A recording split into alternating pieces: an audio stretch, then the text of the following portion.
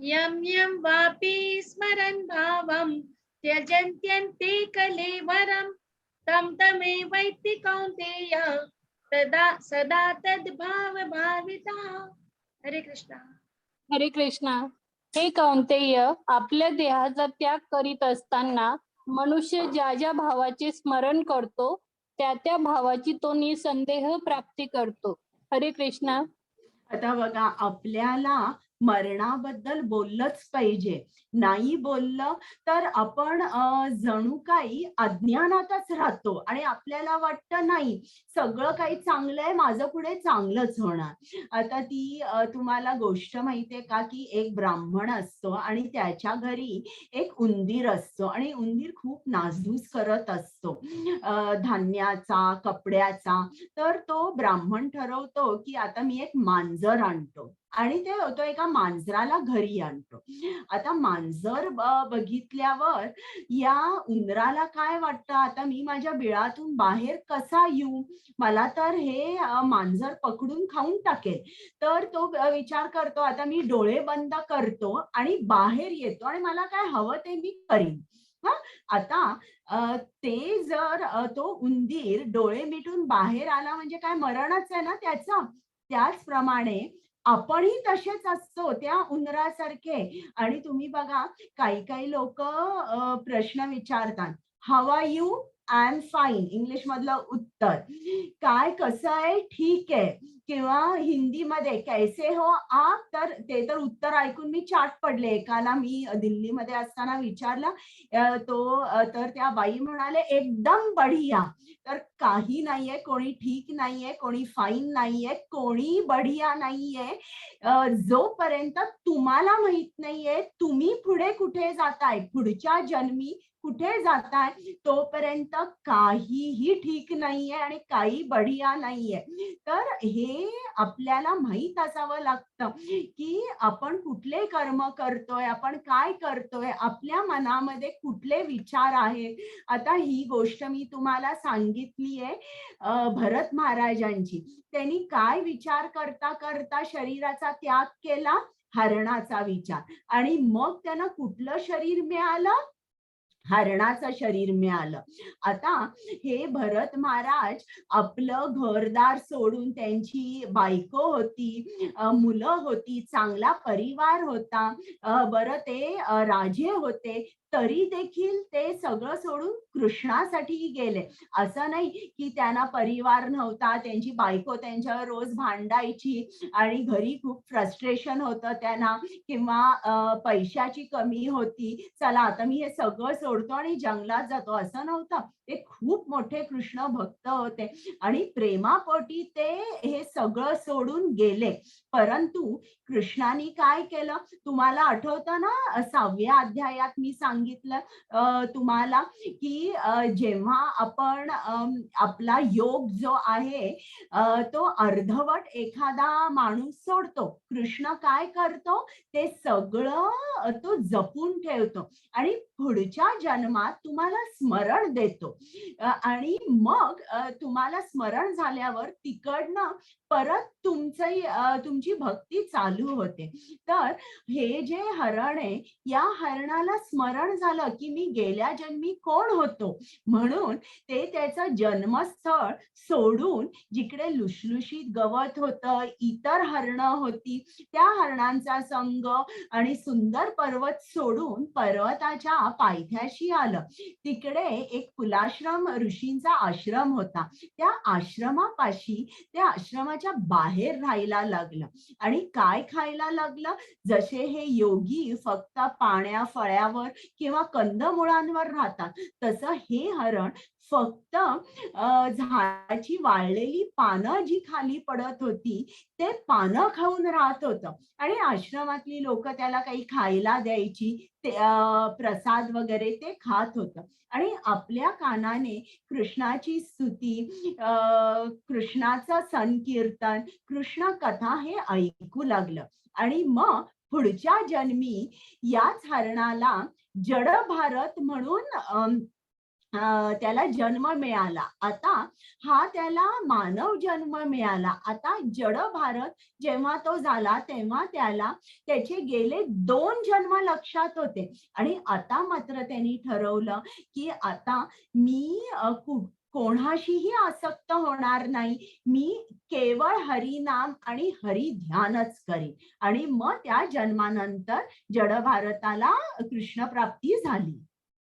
ही गोष्ट मी तुम्हाला सांगितलेली आहे. तुम्हाला आठवते का? सांगा बरं मला. तुम्हाला अनम्यूट करायला येतंय? बरं. मला सांगा, आठवते का गोष्ट तुम्हाला ही? हो माताजी. आठवते ना? चालेल. हरे कृष्णा. हरे कृष्ण. तस्मात् सर्वेषु कालेषु मामनुस्मरयुध्य च मय्यर्पितं मनो बुद्धिः मामे वैश्यस्य संशयः. हरे कृष्णा. हरे कृष्णा.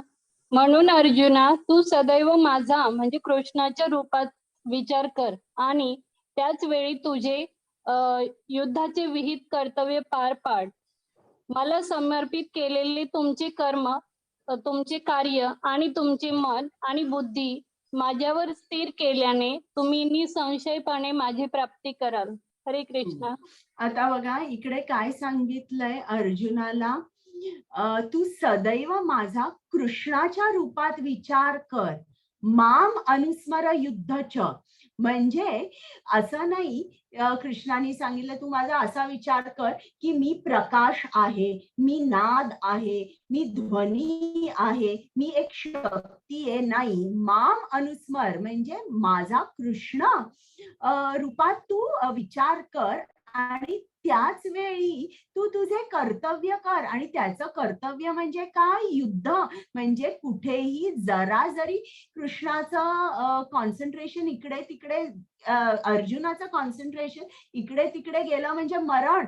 कारण बाण इकडनं त्याच्या डोक्यावरून जाणार, कानाच्या बाजूनी जाणार, हातापायाला लागू शकेल, तरी देखील असं तुझं कर्तव्य करता करता देखील तू माझं स्मरण कर.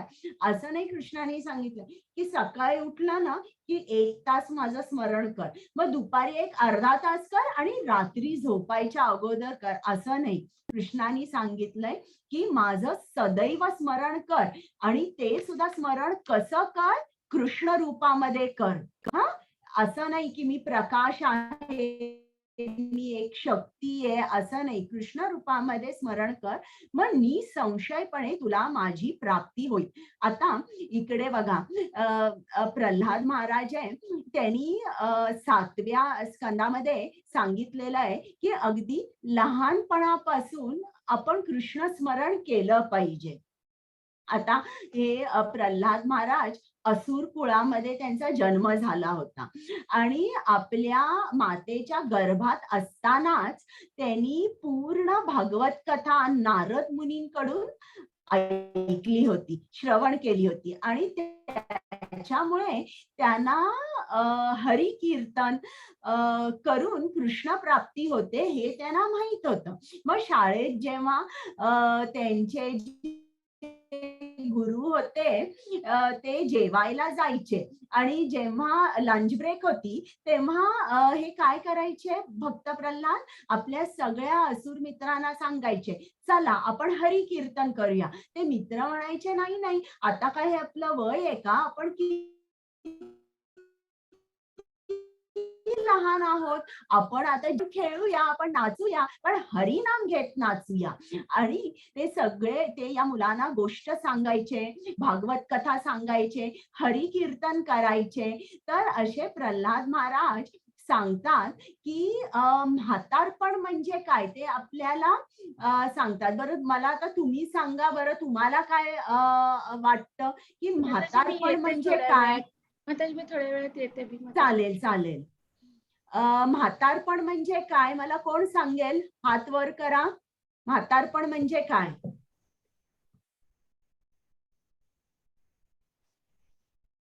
प्रवीण प्रभूजी बोला.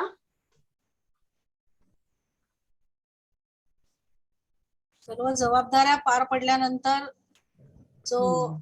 विश्रांतीचा पिरियड येतो त्याला म्हातारपण म्हणू शकतो. आणि त्यावेळेला हरिनामाचा उच्चारण करणं जास्ती आवश्यक आहे. म्हणजे बरं, आणि काय कोणाला सांगायचं आहे का?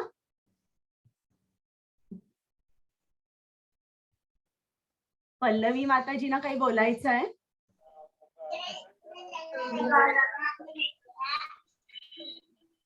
माधुरी माताजी बोलताय तुम्ही? सुरेंद्र प्रभूजी सांगताय माताजी.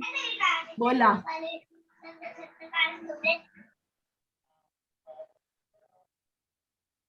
अनम्यूट करता येत आहे ना तुम्हाला? बरं. वय वाढल्यामुळे शरीराला येणारी शिथिलता. बरोबर. देवयानी माताजी? हळूहळू आपले सगळे अवयव काम कमी कमी करत जातात आणि तारुण्यातली शक्ती राहत नाही, तेव्हा आपण म्हातारपण आलं असं म्हणतो.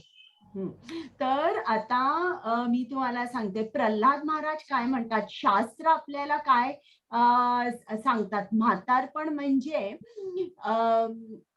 मरायच्या अगोदर कुठलीही वेळ, any time before death is old age. मरायच्या अगोदर कुठलीही वेळ जी असते त्याला आपण म्हातारपण म्हणतो. म्हणजे उदाहरणार्थ आपण इंग्लिशमध्ये एक लहान बाळ असेल तर विचारतो की हाऊ ओल्ड आर यू, मग ती आई म्हणेल 1 month old, 1 year old, 6 years old, 1 day old. आपण तो शब्द वापरतो ओल्ड. म्हणजे मरणाच्या अगोदर, मरण येण्याच्या अगोदर कुठलीही वेळ जी असते त्याला आपण म्हातारपण म्हणतो. आणि म्हणून आपल्याला भक्ती अगदी लहानपणापासून करणं खूप श्रेयस्कर ठरतं. मग भक्ती कशी करायची आपण? ही जी भक्ती आहे ही नवविधा भक्ती जी आहे यातलं आपण एक step by step he process किंवा ही प्रतिक्रिया चालू होते. तर प्रथम आपली श्रद्धा निर्माण होते. पण ती श्रद्धा कशी असते? ती श्रद्धा दृढ नसते. बरं, ती श्रद्धा निर्माण झाल्यानंतर आपण साधू संग करतो. साधू संग म्हणजे जे कृष्णाचे भक्त आहेत त्या भक्तांबरोबर आपण संग करतो, याला साधू संग म्हणतात. आणि मग साधू संघामध्ये आपण भजन क्रिया करतो, संकीर्तन करतो. या संकीर्तनाने भजन जप केल्याने काय होतं, आपल्या हृदयातले जे षडरिपू आहेत हे षडरिपू हळूहळू बाहेर जातात. म्हणजे या पायरीला आपण म्हणतो अनर्थ निवृत्ती. मग 5वी पायरी म्हणजे निष्ठा. निष्ठा म्हणजे इकडे आपली श्रद्धा दृढ होते आणि ती श्रद्धा दृढ झाल्यावर मग रुची येते. मग म्हणतात ना, अमृताहुनी गोड नाम तुझे देवा. आता जेव्हा आपण 6व्या पायरीवर जातो तेव्हा खरोखर तुम्ही जेव्हा नाम घेता त्या नामाला चव येते. असं बघायला गेलं तर नामाला चव नसते, पण त्याच्यामध्ये प्रेम घालणं खूप गरजेचं असतं. ते प्रेम कधी होतं? जेव्हा आपण श्रद्धा, साधुसंग, भजन क्रिया, अनर्थ निवृत्ती, निष्ठा या 5 पायऱ्या चढल्यावर मग आपल्याला नामाची चव येते, त्याला रुची म्हणतात. आणि मग आपल्याला आसक्ती निर्माण होते. आता मी जप कधी करीन, आता मला कृष्णाच्या सेवेत जायचंय, मला मंदिरात जायचंय, अशी खूप आसक्ती निर्माण होते. आणि मग आसक्तीनंतर भावभक्ती, आणि भावभक्तीनंतर शेवटची जी पायरी आहे त्याला प्रेमभक्ती म्हणतात. तर भरत महाराज जेव्हा त्यांनी आपलं राज्य सोडून जंगलात गेले ते भावभक्ती या पायरीवर होते. म्हणजे फक्त आता एकच पायरी त्यांची चढायची राहिली होती. तर अशा तऱ्हेने या ज्या 9 पायऱ्या आहेत त्या 9 पायऱ्या हळूहळू स्टेप बाय स्टेप आपण चढतो आणि मग शेवटची जी पायरी आहे प्रेमभक्ती, तिथपर्यंत आपण पोचतो. हरे कृष्ण. 1 मिनिट. अभ्यासयोगयुक्तेन चेतस्नान्या गमीना परम पुरुषं दिव्यं याति पार्थ अनुचिंतयन्. कृष्ण, जो परमपुरुष भगवंतांचे ध्यान करतो त्याचे मन सतत माझ्या स्मरणात गुंतलेले असते, मार्गापासून अविचलित असते. तो हे पार्थ, तो माझ्यापर्यंत नक्की पोहोचतो. हरे कृष्णा. अनुचिंतयन म्हणजे नक्की, तो नक्की माझ्यापर्यंत पोचतो. म्हणजे जो परम पुरुष भगवंताचे ध्यान करतो आणि ज्याचे मन सतत कृष्ण स्मरणामध्ये व्यस्त असते, असा जो पुरुष आहे किंवा अशी जी व्यक्ती आहे ती निश्चितच तिला कृष्ण प्राप्ती होते. आता इकडे एक गोष्ट आहे बरं का, अजामिलची. तर अजामिल, आता अजामिलची गोष्ट सांगण्या अगोदर इकडे कृष्ण आपल्याला सांगतोय ना की माझे मन सतत, तुझे मन सतत माझ्या स्मरणात ठेव. तर ते सोपं आहे का की मन कसं आहे अर्जुनानी 6व्या अध्यायात सांगितलंय. मला कोण सांगणार की आपलं मन कसं आहे? अनम्यूट करू शकता तुम्ही. चंचल. वाऱ्यापेक्षा चंचल. बरोबर बरोबर. वाऱ्यापेक्षा चंचल, हट्टी, बलवान असं आपलं मन आहे. आणि मन काय आपण आपल्या मुठीत असं घेऊन त्याला सांगू शकत नाही चल आता बस आणि तू नामस्मरण कर, असं आपण सांगू शकत नाही. मग मनाला कसं वश करायचं? तुम्हाला मी तो एक स्लाइड दाखवलेली लक्षात आहे का? आपल्या शरीराची रथाबरोबर तुलना केलेली आहे आणि ते 5 घोडे असतात. त्या 5 घोड्यांवर मन असतं. आणि तुम्ही जर पूर्वी कधी बघितलंय तर पोलीस हे चोरांना पकडून घेऊन जात असे. आता असा काही सीन रस्त्यावर दिसत नाही, कारण मला वाटतं आता जास्त सायबर क्राईमच होत असतात. आणि जेव्हा पोलीस पकडून घेऊन जातात तर ते काय करतात, त्यांच्या हाताना बेड्या मारतात, घालतात, पायांना बेड्या घालतात आणि घेऊन जातात. म्हणजे काय, ते त्यांना अशा तऱ्हेने बांधतात की ते हालचाल करू शकत नाही. त्याचप्रमाणे जी आपली 5 इंद्रिया आहे त्या 5 इंद्रियांना जेव्हा आपण बांधतो तेव्हा मन काही करू शकत नाही. मग मन कंपल्सरी नामस्मरणात राहतं. मग हे कसं करायचं आपण जी आपली सेवा, भक्ती सेवा चालू होते ती आपल्या जिव्हेने चालू होते. जिव्हेची 2 कार्य असतात, एक म्हणजे बोलणे आणि दुसरं म्हणजे खाणे. पण बोलायचं म्हणजे काय, हरिनाम, आणि खायचं म्हणजे काय, फक्त कृष्ण प्रसाद. आणि जेव्हा आपण बोलतो, हरिनाम बोलतो, तेव्हा कान हे ऐकत असतात. संकीर्तन करताना तुम्ही टाळ घेतली तर, आणि एक तुम्ही तुमचे डोळे जे आहेत ते कृष्णाच्या फोटो समोर जर तुम्ही हा जप केला तर, आणि एक इंद्रिय जे आहे ते परत कृष्णाकडे बघत असतं. तर अशा तऱ्हेने जेव्हा 5 इंद्रियांना आपण असं बेड्यानी बांधतो, नामाच्या बेड्यानी, तेव्हा मन पूर्ण आपल्या कंट्रोलमध्ये येतं आणि मग आपण अखंड स्मरणात राहू शकतो. तर आता ही अजामिलची गोष्ट आहे. तर अजामिल ही 6व्या स्कंदामध्ये आलेली आहे. तर अजामिल नावाचा एक चांगला मुलगा होता बरं का, आणि ब्राह्मण होता. त्याचे वडील ब्राह्मण होते.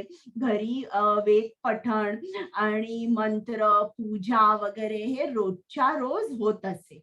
एकदा काय झालं, त्याच्या वडिलांनी त्याला सांगितलं की तू जंगलामध्ये जा आणि पूजेसाठी थोडी फुलं दुर्वा घेऊन ये. म्हणून तो तिकडे गेला आणि परत येत असताना त्याला एक वेश्या दिसली. ही वेश्या आणि एक म्लेच्छ दिसला. हे दोघही एकमेकांना मिठी मारत होते आणि त्यांनी तिकडे हे असं बघितल्यावर तो तिकडेच थांबला आणि बघतच राहिला आणि त्याला तिकडनं हलता येईना आणि त्याला समजलं की मी हे जे काय बघतोय किंवा माझ्या मनात जी इच्छा निर्माण झाली ही चुकीची आहे. म्हणून त्यांनी तिकडच्या तिकडे वेद पठण चालू केले, मंत्र म्हटले, पण तरी देखील काही झालं नाही. तो तिकडनं हलूच शकला नाही. मग थोड्या वेळाने तो घरी आला. घरी आल्यानंतर तो या वेशेबद्दल विचार करू लागला. आता तुम्हाला आठवतं का मी तुम्हाला दुसऱ्या अध्यायात सांगितलं की आपण भौतिक जगामध्ये कसे पडतो. पहिल्यांदा चिंतन करायला लागतो. खूप चिंतन करायला लागल्यावर आपल्याला आसक्ती निर्माण होते. आसक्ती निर्माण झाल्यावर आपण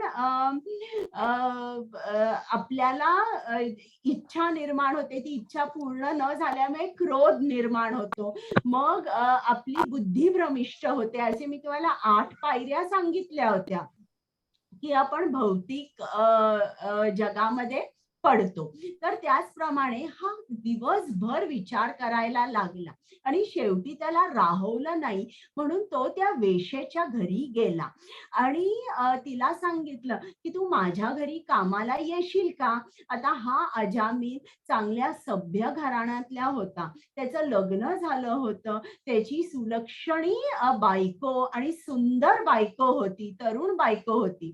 तर अशा घरी त्यांनी या वेश्येला आणलं आणि वेश्येला आणल्यावर तो तिकडे तिच्याकडे बोलत असे, गप्पा मारत असे आणि घरच्या लोकांनी बघितलं की हा तिच्या बरोबर गप्पा मारतोय, बोलतोय आणि ही चांगली लक्षणं नव्हती. म्हणून त्यांनी अजामिलला सांगितलं की तू या बाईला घरातून काढ. तेव्हा अजामिल म्हणाला, तो त्यांच्या घरच्या लोकांबरोबर भांडला आणि त्यांनी घरच्या लोकांना आपल्या घराबाहेर काढलं. आपले म्हातारे आई वडील आणि बायको यांना घराबाहेर काढलं आणि स्वतःच्या घरी आता तो या वेश्येबरोबर राहू लागला. मग त्यांनी त्या वेश्येबरोबर लग्न केलं आणि ती जी वेश्या काही खायला करत होती तेच तो खात असे. आता बघा, ही जी वेश्या होती ही जे काही खायला करून घालत होती त्यांनी याच्या मनामध्ये जे काय चांगलं होतं किंवा त्याची थोडी जी कृष्ण भावना होती ही पूर्ण गेली आणि त्याची जणू काय जी चेतना शक्ती होती ती दूषित झाली. मग या वेश्येपासून त्याला 10 मुलं झाली. आता 10 मुलं सांभाळायची म्हणजे त्यांचं खाणं पिणं कपडे यासाठी तो काय करू लागला, लुटालूट करू लागला, जुगार खेळू लागला, लोकांचे खून करू लागला. तर असं त्याचं जीवन चाललं होतं. सगळे विकर्म करत होता तो. त्याचा आता शेवटचा मुलगा जो होता तो 1 वर्षाचा, शेवटचा मुलगा झाला तेव्हा तो 88 वर्षाचा होता आणि तो आता मुलगा 1 वर्षाचा झाला तेव्हा त्याला तो मुलगा खूप आवडत असेल. लहान मुलांचं बोबडं बोलणं, चालणं आणि एकसारखं तो त्यांनी त्या लहान मुलाचं नाव नारायण ठेवलं.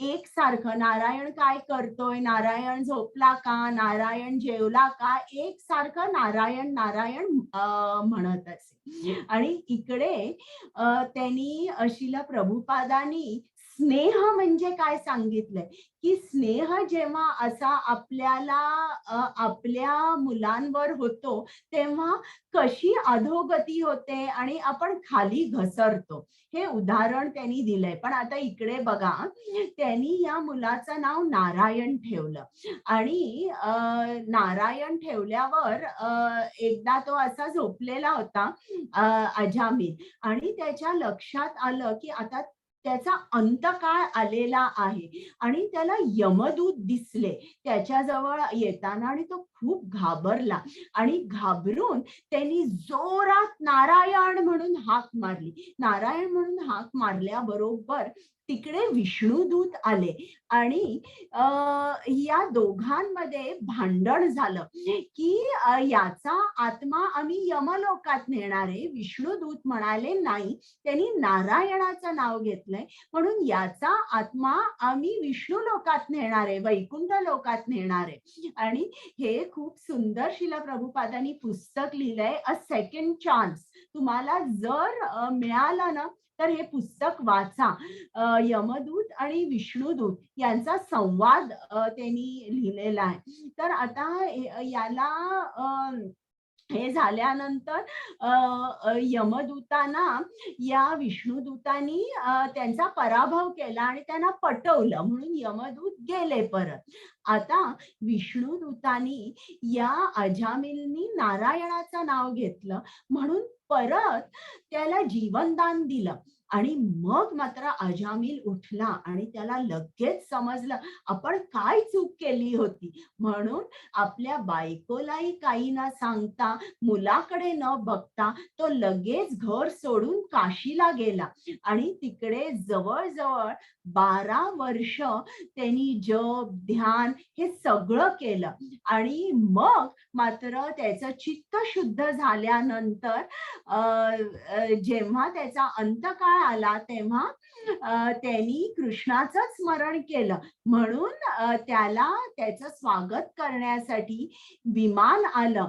त्या विमानात त्याचं कसं स्वागत एखाद्या मरते समयी किंवा अंतकाळी जेव्हा आपण विष्णूचं नाव घेतो तेव्हा हे असं विमान असतं. विष्णुदूत असतात, ते स्वागत कसं करतात, कमळाचं फूल देऊन स्वागत करतात, तुमच्या गळ्यामध्ये हार घालतात, शंखनाद करतात आणि अशा तऱ्हेने ते अशा पुण्यात्माला वैकुंठ लोकात घेऊन जातात. तर आता बघा इकडे अजामिल, आता कृष्णाने काय सांगितलंय की तुम्ही माझी भक्ती केली, काहीही नुकसान नाही.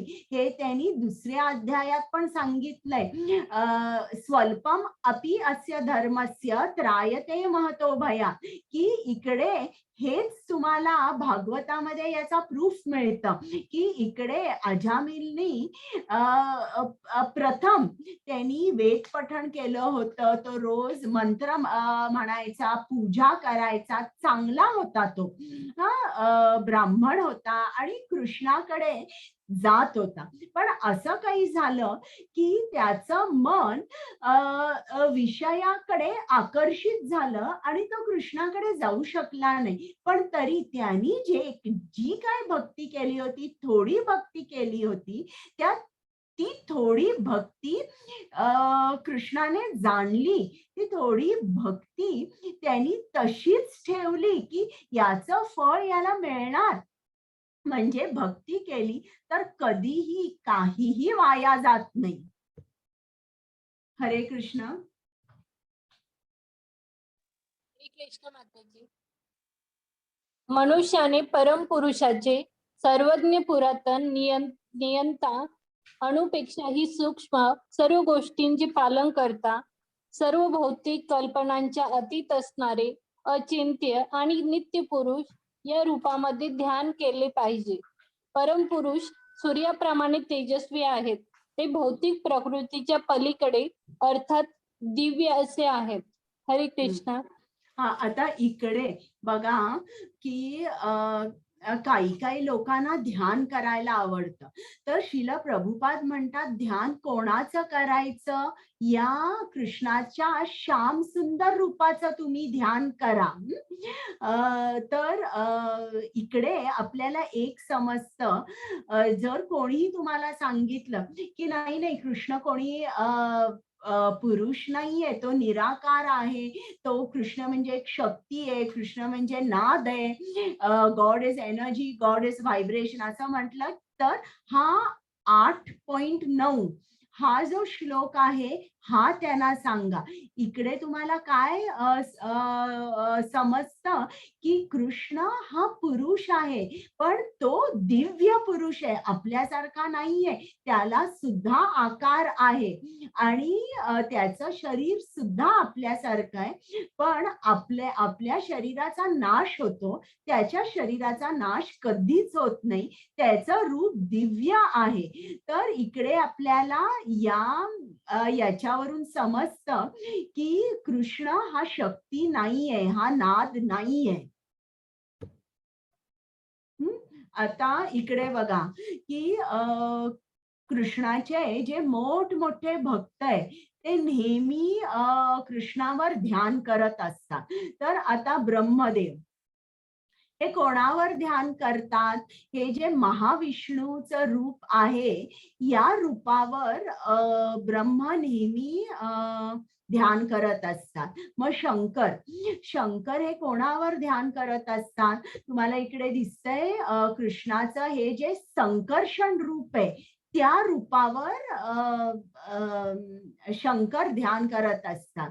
आणि काही याच्यामध्ये असं पण लिहिलंय की शंकर रामावर ध्यान करत असतात. म्हणजे तुम्ही असं म्हणा ते विष्णू रूपावरच ध्यान करत असतात.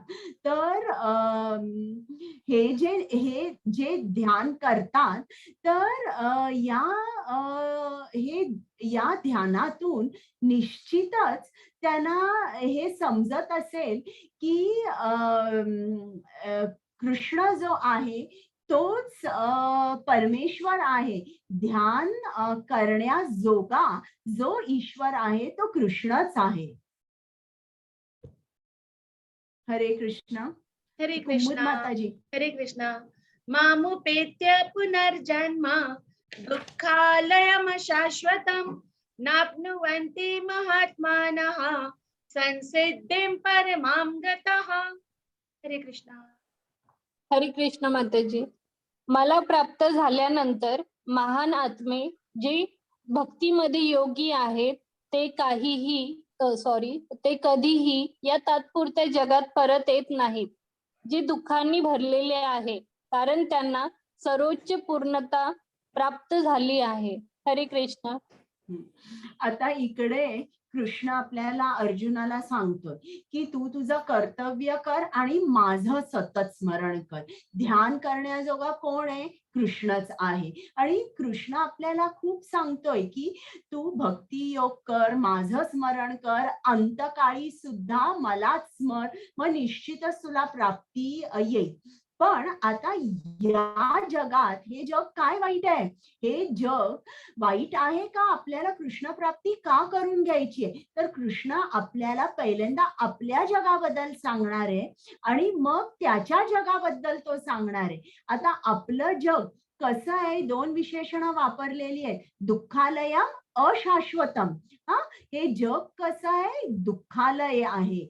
आणि आता तुम्ही मला सांगा बरं हात वर करून, आलयचे असे कुठले मराठी शब्द आहेत? म्हणजे ग्रंथालय, ज्याच्यावरून आपण समजतो की हे जग कसं आहे. आता इकडे दुःखालय सांगितलंय, ग्रंथालय म्हणजे जिकडे ग्रंथ मिळतात.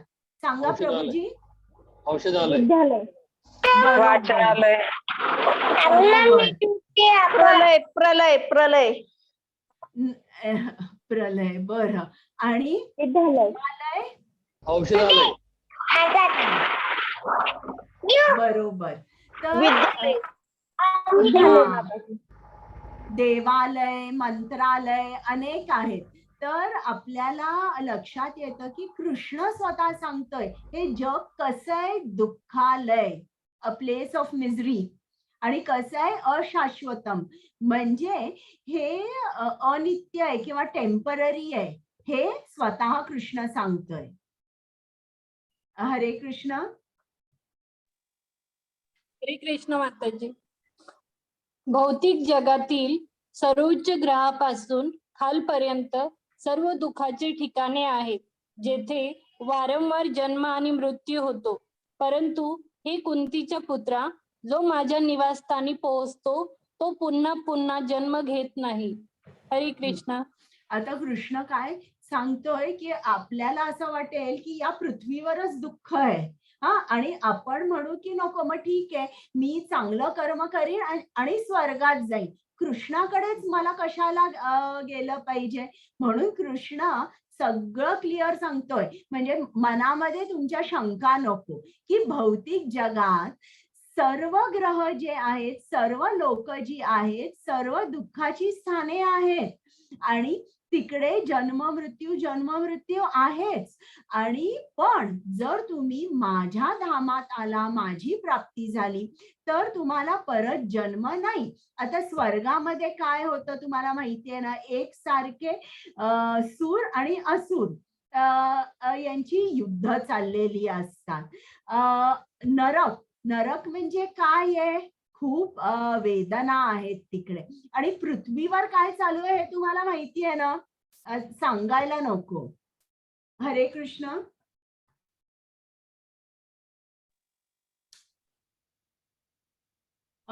पल्लवी माताजी. हो माताजी. हरे कृष्ण.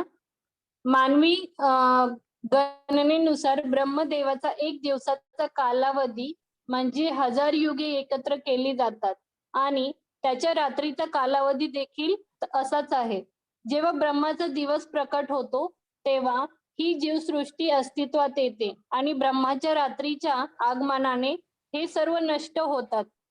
पुन्हा तो दिवस येतो आणि हा प्राणी यजमान सक्रिय असतो आणि हे पार्थ पुन्हा रात्र पडते आणि ते असह्यपणे विरघळतात. हरे कृष्ण. म्हणजे आता कृष्ण सांगतोय, नीट सविस्तर आपल्याला समजावून सांगतोय की हे बघा, ही तुमची सृष्टी कशी आहे. ब्रह्माचा दिवस प्रकट झाला की सृष्टी प्रकट होते, मग परत रात्र झाली की ती ब्रह्मलीन होते आणि ती अप्रकट होते. तर असं हे सारखं चालू असतं. म्हणजे आपल्याला लक्षात येतं की हे जे आपलं भौतिक जग आहे हे अनित्य आहे. मग आता कृष्ण त्याच्या जगाबद्दल सांगणार आहे. पल्लवी माताजी वाचा. हरे कृष्ण माताजी.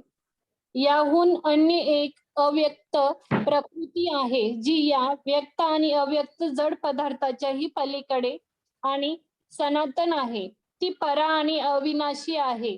संपूर्ण जगताचा जरी प्रलय झाला तरी ती प्रकृती नष्ट होत नाही. हरे कृष्ण. आता हे बघा, हा वैकुंठ आहे आणि इकडे त्यांनी अनेक माणसं दाखवलेली आहे.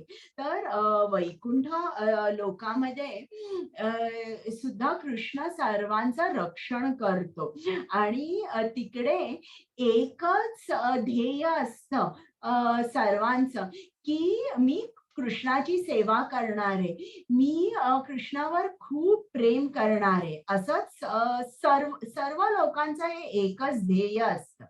तर आता बघा, आपण किती पॉलिसीज मध्ये इन्व्हेस्ट करतो. लाईफ इन्शुरन्स असते, मेडिक्लेम असतो, तर त्याच्यामध्ये असतं ना, बाबा तुम्ही दर वर्षाला इतके पैसे घाला, मग तुम्हाला काही झालं की आम्ही तुम्हाला ते रिफंड करू. असं असतं ना. तर त्याप्रमाणे कृष्ण बघा आपल्याला काय म्हणतोय की तुम्ही माझ्या नामामध्ये थोडी गुंतवणूक करा, थोडी इन्व्हेस्टमेंट करा आणि बघा, तर तुम्हाला मी जन्म मृत्यू पासून सोडवीन आणि डायरेक्टली माझ्या धामामध्ये घेऊन येईल. तर इतकं कृष्ण आपल्याला एकसारखं सांगतोय की तुम्ही माझ्याकडे या. आता ही थोडीशी जॉग्राफिकल लोकेशन मी तुम्हाला सांगते आणि तुम्हाला रिक्वेस्ट करते की जरा सोडून जाऊ नका, कारण हा आपला क्लास झाला की मी तुम्हाला एक व्हिडिओ दाखवणार आहे श्रील प्रभुपादांचा. तर आता आपली जॉग्राफिकल लोकेशन बघा. तुम्हाला हे ब्रह्मांड दिसतंय ना, इकडे आपण आहोत आणि हा जो ब्रह्मांड आहे याला देवी धाम म्हणतात. ज्याप्रमाणे एखादं जेल असतं आणि त्या जेलचा इन्चार्ज एक जेलर असतो. त्याचप्रमाणे ही दुर्गा देवी असते, ही पूर्ण या ब्रह्मांडाची जणू काही नियंत्रक असते. इकडनं खरं म्हटलं तर कुठलाही जीव बाहेर जाऊ शकत नाही, पण चुकून जर बाहेर गेला तर दुर्गा देवी त्याला परत या जगामध्ये पाठवते. आणि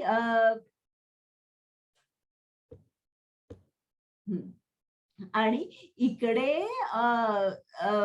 हा जो ब्रह्मांड आहे, या ब्रह्मांडाच्या वर ही जी हे तुम्हाला पांढरं तेज जे दिसतंय त्याला ब्रह्मज्योती म्हणतात.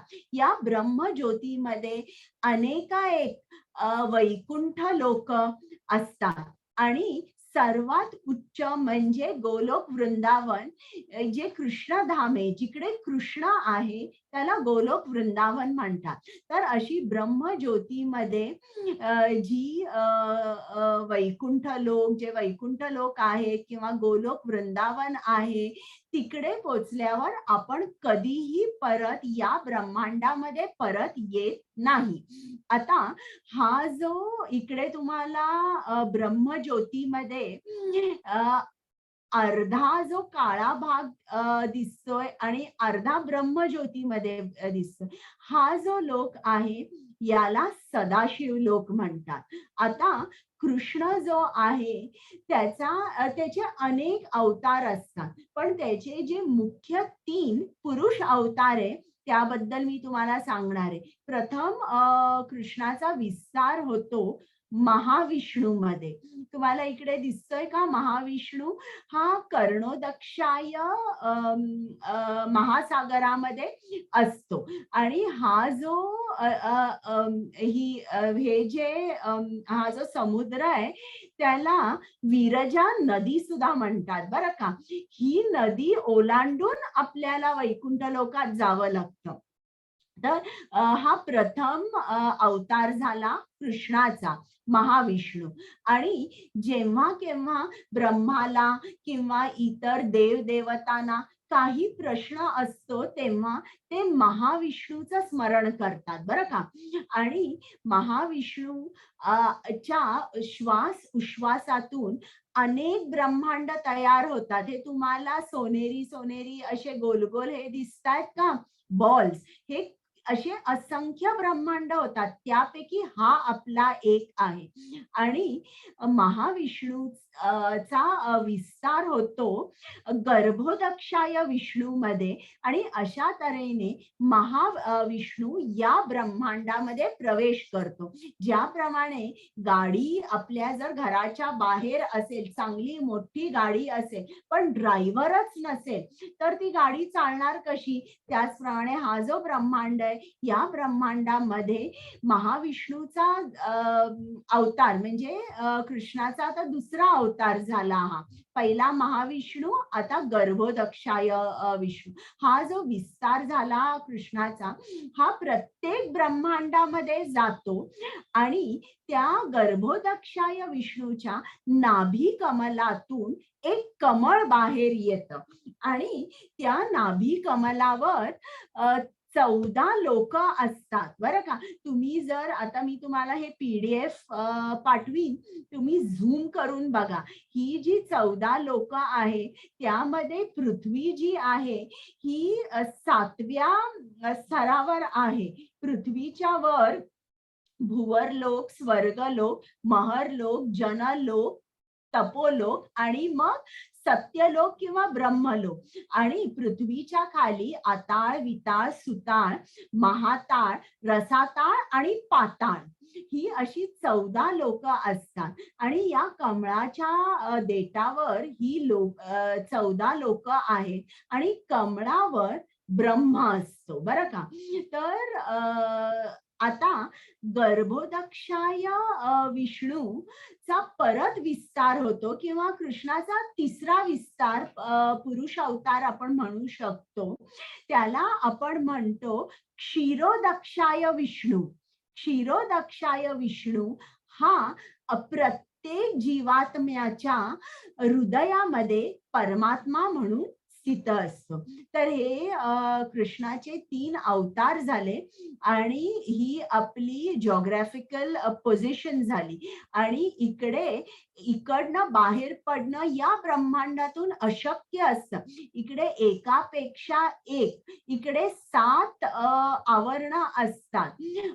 पृथ्वी, अग्नी, जल, वायू, आकाश, अहंकार आणि महत्त्व. तर हे जे आहेत ही 5 आवरण ही 7 आवरण जी असतात एकापेक्षा एक 10 पट जास्त थिक असतात. आणि या आवरणातून, या ब्रह्मांडातून बाहेर पडणं जवळजवळ अशक्य आहे. जर बाहेर पडायचं असेल तर एकच उपाय, तुम्ही हरिनाम घ्या, तुम्ही हरे कृष्णाचा जप करा. मग झूम केल्यावर तुम्हाला ही छोटीशी अशी दोरी दिसेल. हा मंत्राचा जप जेव्हा तुम्ही करता तेव्हा कोणीही तुम्हाला अडवू शकत नाही. तुम्हाला डायरेक्ट कृष्णाची प्राप्ती होते. बघा इकडे सुद्धा तुम्हाला दिसेल की डायरेक्टली ही जी दोरी आहे ही तुम्हाला कृष्णाकडे नाही तर वैकुंठ लोकामध्ये घेऊन जाते. आता कृष्ण प्राप्ती का आपण कृष्णधामात गेलं पाहिजे? कारण कृष्ण सांगतो की आता इकडे तुम्ही जसं काम करताय, रोज सकाळी उठल्यावर नोकरीचा विचार करता, पैशाचा विचार करता, तसं तिकडे काही नाही. लहान मुलं जशी असतात ना, त्यांचे आई बाबा सगळं करतात. लहान मुलं काय करतात? आनंदी असतात, काळजी नसते, खेळत असतात. खरं तर ते आपलं आयुष्य आहे, तो आपला आनंद आहे. कृष्ण म्हणतो की माझ्या धामात कोणाला कसलीही चिंता नसते आणि मी सर्वांची काळजी घेतो. आणि इकडे बघा हे सगळे प्राणी कृष्ण काय खातो तेच खातात. त्यांच्यामध्ये वैरभाव नसतो, एकमेकांमध्ये प्रेमाचाच भाव असतो.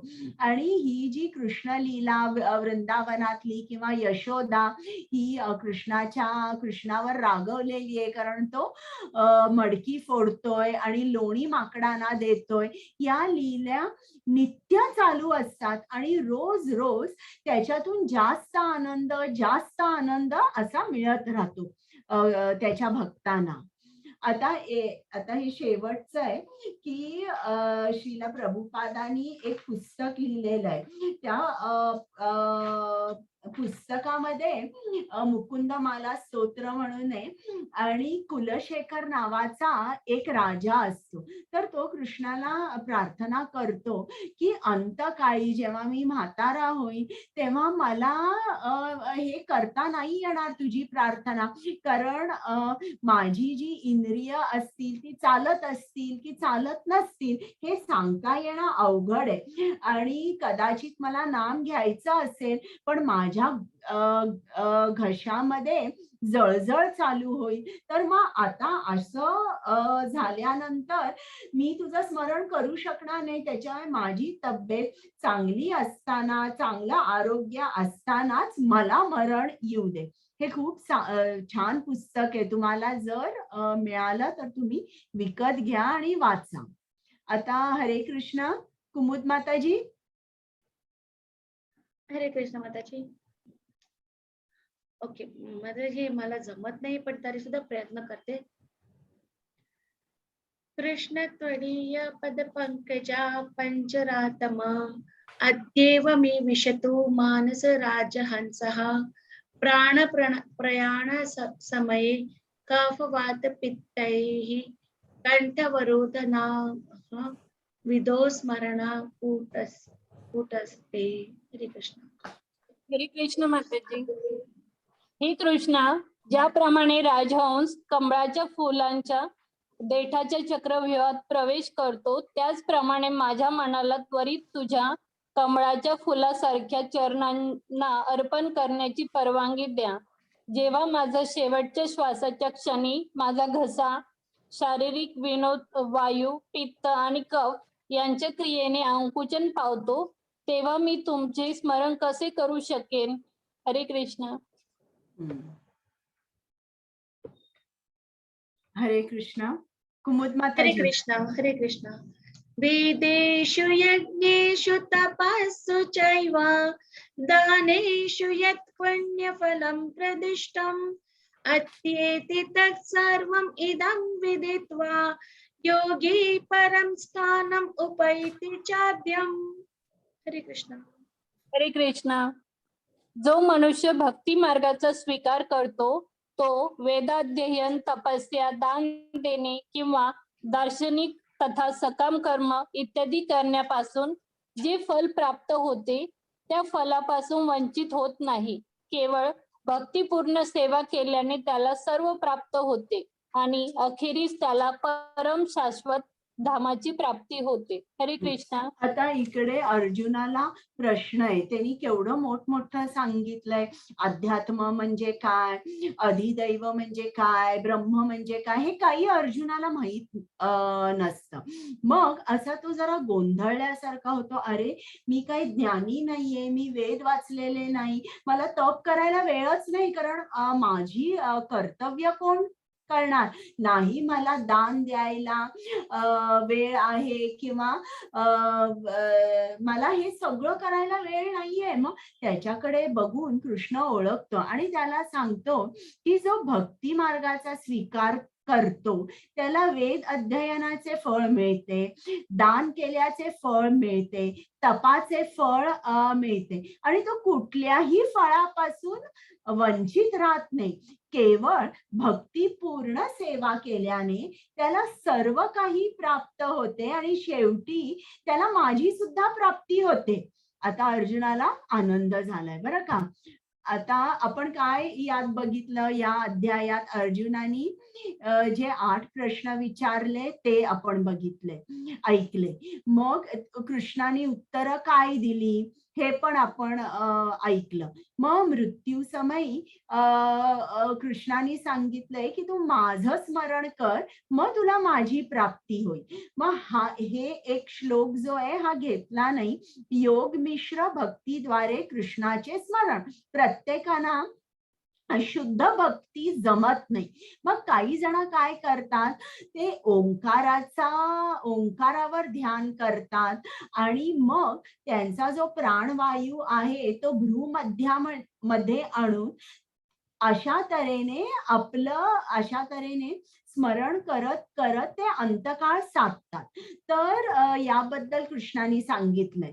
मग शुद्ध भक्तीने कृष्णाचे स्मरण आपण का करायचे, त्याचे काय फायदे आहेत. कृष्ण सांगतो, अहो तुम्ही इकडे कुठे राहताय, तुम्ही दुःखालय हे तुमचं जग, या जगामध्ये तुम्ही राहू नका, तुम्ही माझ्याकडे या. मग असं कृष्ण सांगतोय. म्हणून तो सांगतो हे जग कसं आहे, दुःखालयम अशाश्वतम. मग तो त्याच्या आध्यात्मिक जगाबद्दल आपल्याला माहिती देतो आणि मग तो कृष्ण सांगतोय की शुद्ध भक्ती ही सर्वश्रेष्ठ आहे आणि तू वेद अध्ययन, सकाम कर्म, तप, ध्यान हे जे काही तू करशील तेच फळ तू भक्ती जरी केलीस तरी देखील तुला तेच फळ मिळेल. आता मी तुम्हाला एक व्हिडिओ दाखवते आणि मग आपण प्रश्न उत्तर घेऊया. माताजी रेकॉर्डिंग स्टॉप करायची का? हो हो हो, एक मिनिट.